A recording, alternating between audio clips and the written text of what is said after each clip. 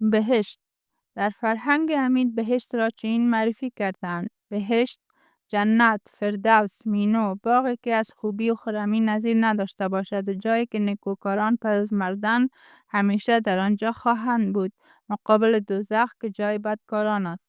طبق معمول در لغتنامه مذکور معنی لغوی واژه وجود ندارد، اما ما باز هم بر بنیاد زبان پشتو معنی لغوی آن را به دست می آوریم. اصل تلفظ و مفهوم لغوی در پشتو: بهشت، بهشته، بخیشته، بخلیشته در پشتوی امروز که در پارسی می شود هستی بخشیده شده. بخیشته ترکیب دو مفهوم است. بخی یعنی بنیاد فعل بخنه، بخل که بخشیدن پارسی می شود، جمعشته هستی و دارایی پارسی. هر دو با هم بخیشته را می سازند، یعنی هستی بخشیده شده.